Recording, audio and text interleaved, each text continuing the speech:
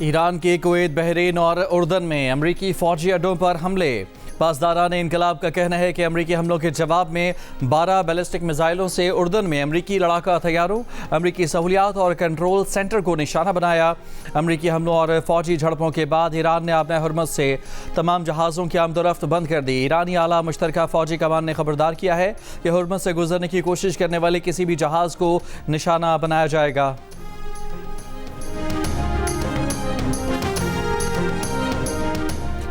امریکی افواج کا ایران کے مختلف علاقوں میں ایرانی فوج کی سرویلنس صلاحیتوں، کمیونیکیشن کے نظام اور فضائی دفاعی نظام کو نشانہ بنانے کا دعویٰ۔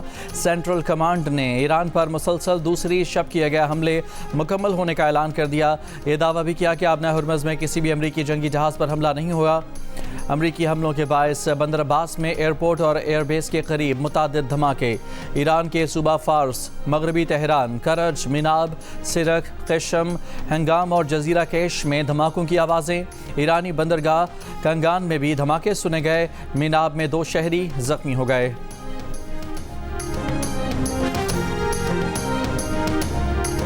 اگر ایران نے ڈیل نہ کی تو بمباری سے ان کا برا حال کر دیا جائے گا۔ ٹرمپ کی ایران کو دھمکی، بولے ایران پر بمباری جلد ہی روک دی جائے گی۔ امریکی ٹی وی کو انٹرویو میں ٹرمپ نے دعویٰ کیا کہ ایرانی رہنماؤں نے ان سے بمباری بند کرنے کو کہا۔ انہوں نے ایرانی حکام کے ساتھ براہ راست بات چیت کی۔ امریکی فوج نے ایران پر 49 ٹوماہاک میزائل داغے۔ ایران پر حملوں میں اسرائیل شامل نہیں۔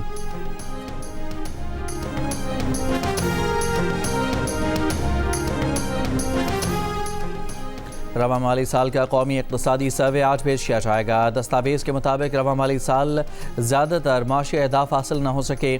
جی ڈی پی گروتھ 3.7% رہی، ہدف 4.2% تھا۔ پاکستانی کرنسی میں فی کس سالانہ آمدن 5,33,629 روپے ہو گئی۔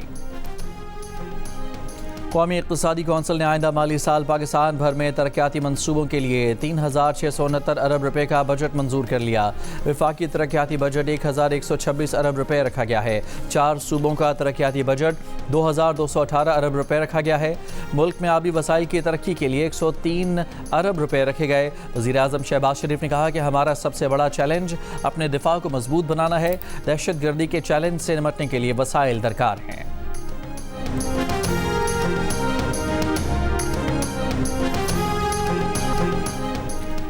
این ڈی ایم اے نے 10 تا 15 جون ملک کے بالائی علاقوں میں سیلابی صورتحال کے خدشے کے پیش نظر الرٹ جاری کر دیا۔ گلگت بلتستان، خیبر پختونخوا اور آزاد کشمیر میں آندھی اور گرج چمک کے ساتھ ممکنہ بارش کے باعث مقامی سطح پر اچانک سیلابی صورتحال پیدا ہونے کا خدشہ۔ ندی نالوں اور برساتی آبی گزرگاہوں میں اچانک طغیانی کا امکان ہے۔ سیاحوں اور مسافروں کو شدید بارشوں کے دوران پہاڑی علاقوں کے غیر ضروری سفر سے گریز کا مشورہ۔ 12 سے 15 جون گلگت بلتستان اور ملحقہ کوہستانی علاقوں میں لینڈ سلائیڈنگ کے خطرے کا الرٹ بھی جاری۔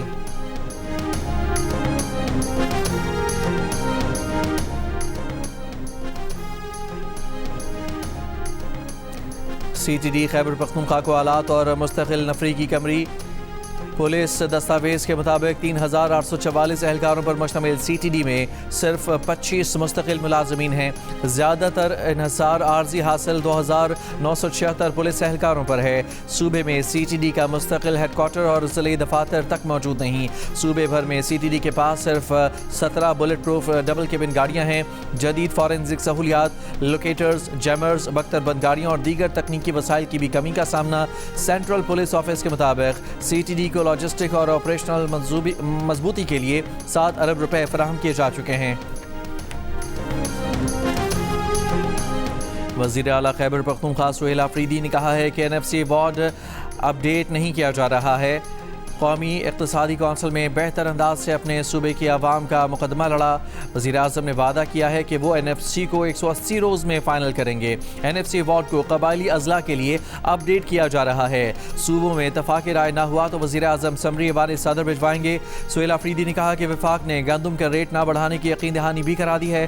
مشیر خزانہ KP مزمل اسلم نے کہا کہ سیاسی امور پر پیش رفت وقت کے ساتھ کی جائے گی۔ وزیر اعظم کے مشیر برائے سیاسی امور رانا ثناءاللہ نے کہا ہے کہ کالعدم کشمیر ایکشن کمیٹی نے 2023 میں مطالبہ کیا تھا کہ گندم پر سبسڈی دی جائے اور بجلی کی پیداواری قیمت ہو. ان کے مطالبات مانیں. 3 روپے یونٹ بجلی دی جا رہی ہے، باقی ملک 48 روپے دے رہا ہے. شکریہ کے بجائے وہ 38 مطالبات لے آئے. ہم نے 37 پر ان سے تحریری معاہدہ کر لیا. ان کا ایک مطالبہ تھا کہ مہاجرین کی نشست ختم کی جائے. ہم نے انہیں کہا کہ سیٹیں ختم کرنا انتظامی اختیار نہیں.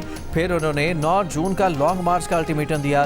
ان کا پلان تھا کہ الیکشن نہ ہونے دیا جائے. ابھی ہم نے دوبارہ ان سے مذاکرات کیے. انہوں نے کہا کہ حلف نامے سے یہ چیزیں نکالیں کہ کشمیر کا پاکستان کے ساتھ الحاق کیا جائے گا. ان سے کہا کہ ریفرینڈم کرا لیں، APC بلا لیں. انہوں نے انکار کر دیا. ان لوگوں نے وہاں پر فائرنگ کی، وہ لشکر کشی تھی.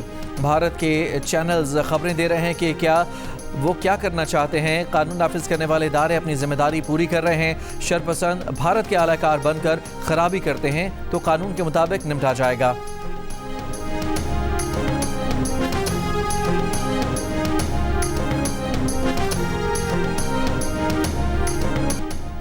حیدرآباد کے علاقے قاسم آباد میں شادی کی تقریب کا بچہ کھانا کھانے سے 107 افراد فوڈ پوائزننگ کا شکار ہو کر اسپتال پہنچ گئے. DHO نے بتایا کہ کسٹرڈ کھانے کے بعد سب کی طبیعت خراب ہوئی. وزیر اعلیٰ سندھ کا نوٹس. کمشنر حیدرآباد سے واقعے کی رپورٹ طلب. متاثرہ افراد کو بہترین طبی سہولیات کی ہدایت.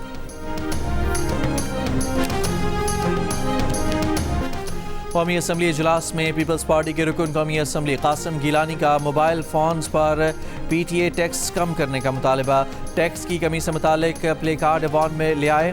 وفاقی وزیر IT شہزاد فاطمہ خواجہ نے بھی قاسم گیلانی کا ساتھ دیا. قاسم گیلانی نے کہا کہ موبائل فون لگژری آئٹم نہیں بلکہ تعلیم، کاروبار اور رابطے کے لیے وقت کی ضرورت ہے.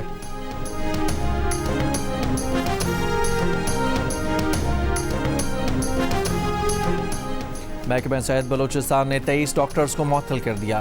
25 ڈاکٹرز کو شکاز نوٹس جاری. 5 ٹرینی ڈاکٹرز کی پوسٹ گریجویٹ تربیتی رجسٹریشن بھی معطل. محکمہ صحت کے مطابق ڈاکٹرز کے خلاف ایکشن میں کنڈکٹ اور ہڑتال میں حصہ لینے پر کیا گیا.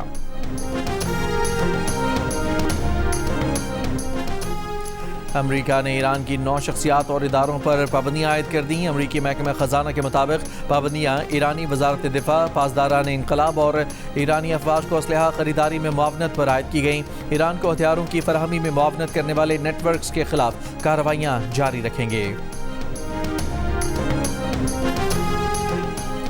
سعودی عرب کی اردن، کویت اور بحرین پر ایرانی حملوں کی مذمت. سعودی وزارت خارجہ نے کہا کہ ایران کے حملے اردن، کویت اور بحرین کی خود مختاری کی سنگین خلاف ورزی ہیں.